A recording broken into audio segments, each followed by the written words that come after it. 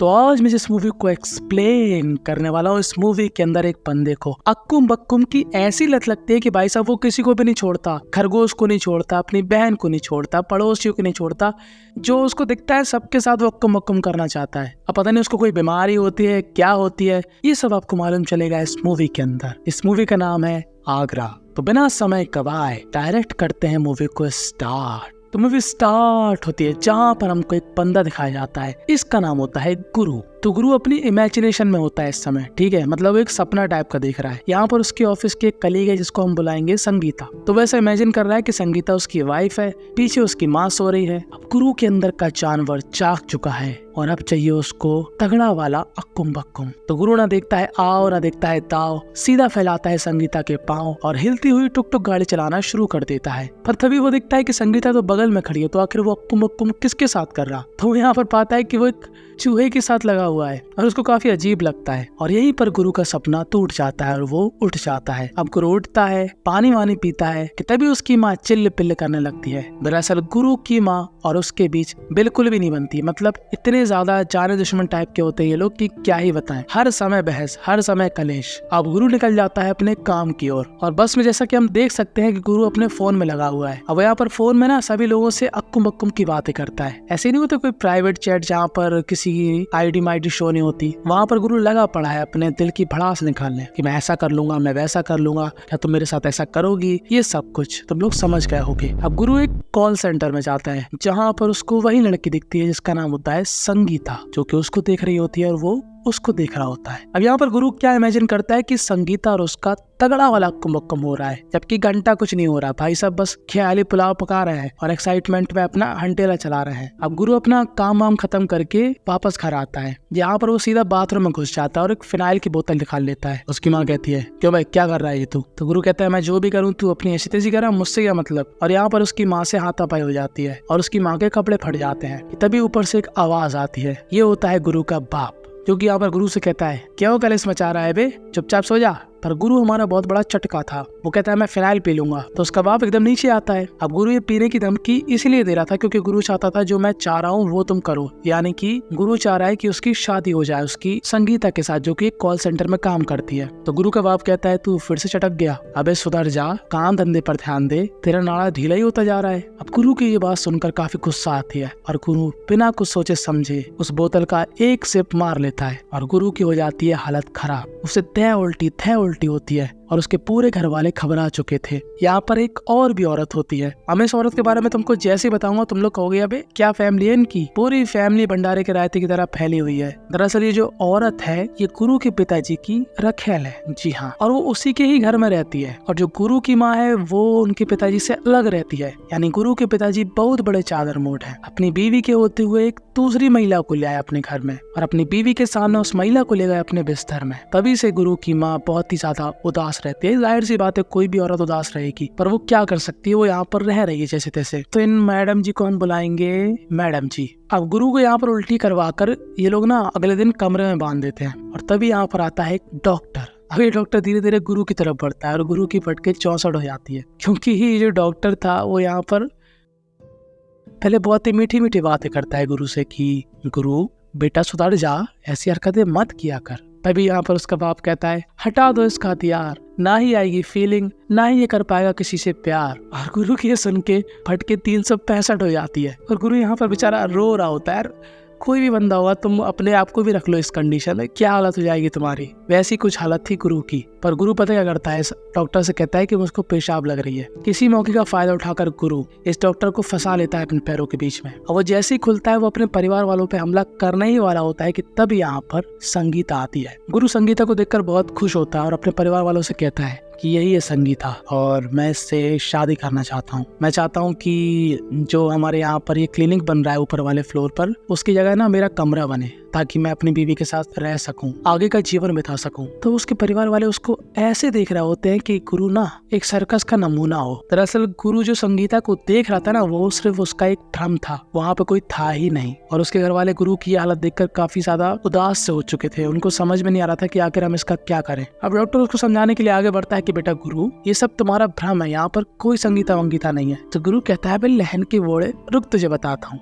गुरु यहाँ पर एक ईंट लेकर इस डॉक्टर पे हल्ला बोल देता है। मतलब यहाँ तक हम लोग ये समझ चुके हैं कि गुरु एक नंबर का चटका बंदा है, वो कुछ भी कर सकता है क्योंकि उसको अक्कुम बक्कुम नहीं मिल रहा है और वो एकदम तड़प रहा है भाई, और वो उस चीज को पाने के लिए कुछ भी कर रहा है, एकदम पगला रहा है, कोई भी लड़की देख रहा है। खैर तभी यहाँ पर एक और महिला आती है, ये होती है गुरु की बहन। तो गुरु की बहन जॉब करती थी पर वो अब घर पे आ चुकी है। दरअसल इनके घर में ना एक क्लिनिक बनना है ऊपर वाले फ्लोर में, पर उसमें काफी पैसा लगने वाला है। पर गुरु चाहता है कि उस क्लिनिक की जगह उसका रूम बने जहाँ पर वो अपनी बीवी के साथ रहे, और वहीं पर गुरु भाई साहब बाथरूम के अंदर अपना हंटेला चला रहे होते हैं। अब अगले दिन गुरु अपनी बहन के साथ एक बिल्डर के असिस्टेंट से मिलने जाता है। गुरु कहता है कि मुझे एक कमरा बनवाना है, ये रहा 1.5 लाख, मैं चाहता हूँ कि आप ही वो कमरा बनाए। तो ये असिस्टेंट सोचता है कि ये चटका बंदा है, इससे ज्यादा पैसे हटते हैं। वो कहता है कि भाई 3 लाख लगेंगे। तो गुरु की बहन कहती है ऐसा है, ज्यादा दिमाग के घोड़े मत दौड़ा, इतनी कीमत है ही नहीं जितनी तू मांग रहा। तो गुरु कहता है तेरी, तू शांति से बैठेगी कि नहीं, मैं जो बोल रहा हूँ वो सुन। पर इसके प्राइस और बढ़ जाते हैं तो गुरु यहाँ से चला जाता है। अब हमको ना फिर से गुरु का घर दिखाया जाता है जहाँ पर जो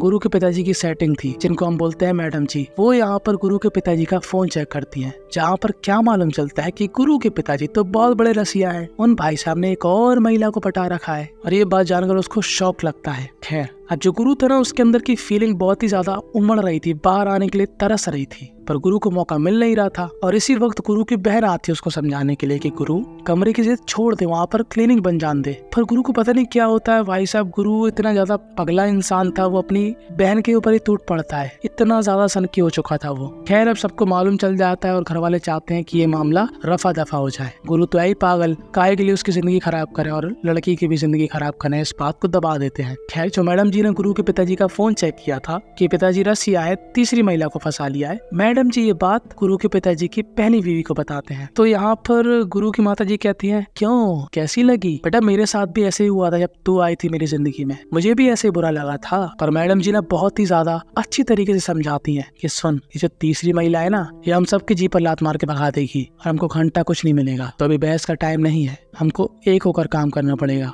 अब यहाँ पर ये लोग परेशान और वहाँ पर गुरु परेशान कि गॉड एक बार दिला दे। कि तभी उसकी नजर एक महिला पर पड़ती है जो कि थोड़ा लंगड़ा कर चलती है। गुरु उसका पीछा करता है और वो क्या देखता है कि ये महिला एक इंटरनेट कैफे चलाती है। अब गुरु को ये महिला एकदम पसंद सी आ गई थी। उसका एक बार पीछा करता है, दूसरी बार उसके कंप्यूटर सेंटर में घुस जाता है, बहाने से उससे बात करने की कोशिश करता है, और ये महिला कहीं ना कहीं समझ रही थी कि गुरु क्या चाह रहा है। और दूसरी तरफ गुरु की जो माता जी थी और वो मैडम जी थी, वो गुरु की बहन के साथ उस तीसरी औरत से मिलने आते हैं। वो इस औरत को समझाते हैं कि जो गुरु के पिताजी है ना, बहुत बड़े रसिया है, उन्होंने अपनी बीवी को नहीं छोड़ा, मुझको नहीं छोड़ा, तो तुझको क्या घंटा छोड़ेगा, तेरे से मन उबेगा, तेरी बीजी पर लात खलेगी, तो अभी भी वक्त है, भूल जाओ उनको। अब ये सब बात जानकर इस तीसरी महिला को काफी अजीब लगता है कि बाद में पॉइंट तो है। अब एक तरफ इन दोनों महिलाओं का काम बन चुका था क्योंकि ये तीसरी महिला अब रास्ते से हटने के लिए तैयार है, और वैसी तैयार है ये महिला गुरु के साथ अक्कुम बक्कुम करने के लिए। पर उससे पहले वो गुरु से कुछ सवाल जवाब करती है कि घर में कौन कौन है, घर खुद का है कि किराए का है, कितने फ्लोर है, वगैरह वगैरह। और अब ये महिला गुरु को अंदर ले जाती है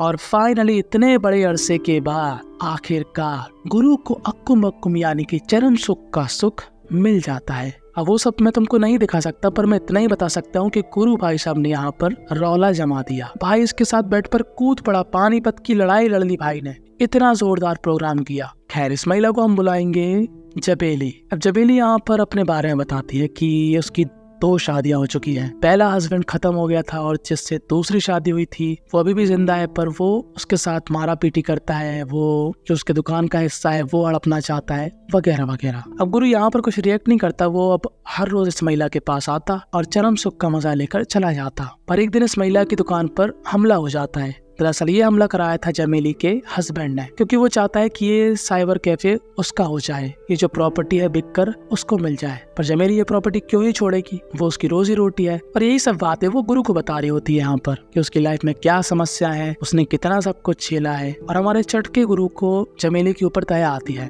अब गुरु सीधा अपने घर पर जाता है जिसके दूसरे फ्लोर पर क्लिनिक बन रहा है। तभी यहाँ पर गुरु आता है और अपनी फैमिली से कहता है कि मैं शादी कर रहा हूँ और मैं चाहता हूँ कि ये क्लिनिक नहीं मेरा कमरा बने। अब उसके घर वालों को लगता है फिर से ये चटक गया, फिर से ये ऊल जरूल बक रहा है। तभी यहाँ पर आती है जबेली और अब गुरु के परिवार वालों को यकीन हो जाता है कि फाइनली इसको महिला मिल चुकी है। पर इस बात से दिक्कत पता किसको थी, गुरु की बहन को सबसे ज्यादा। अब हमको दिखाया जाता है गुरु की बहन का सीन। गुरु की बहन भी कम नहीं होती, वो अपने बॉयफ्रेंड के साथ इतने तगड़े तरीके से अक्कुम बक्कुम करती है होटल के अंदर कि मैं देखकर एकदम सदमे में आ गया, भाई क्या कर रहे तुम लोग, रुक जाओ, ठंडा हलवा खाओ। दरअसल जो गुरु की बहन का बॉयफ्रेंड होता है वो चाहता है कि वहाँ पर क्लिनिक बने, क्योंकि वो इसी फील्ड का होता है, मेडिकल फील्ड का। पर गुरु की बहन को ये भी मालूम है कि साथ ही साथ उसके बॉयफ्रेंड की जो माँ है वो उसके लिए एक अदर कंट्री में रिश्ता ढूंढ रही है, यानी कि कंफर्म नहीं है कि इन दोनों की शादी होगी। उसको ऐसे थॉट आते हैं कि ये लड़का शायद उसके फायदा उठा रहा है, पर वो उसे प्यार भी करती है। अभी लड़का कहता है कि देख, अगर तुझे मुझसे शादी करनी है तो वो क्लिनिक बनवाना पड़ेगा। और हम लोग देखते हैं कि आखिर वो लड़की है कौन जिसके पीछे तेरा भाई पागल हो गया। अभी लोग चाहते हैं जबेली के बारे में पूछताछ करते हैं। इनको क्या मालूम चलता है कि जबेली का जो हस्बैंड है वो पास में ही रहता है। वो उसके हस्बैंड से बात करते हैं और कुछ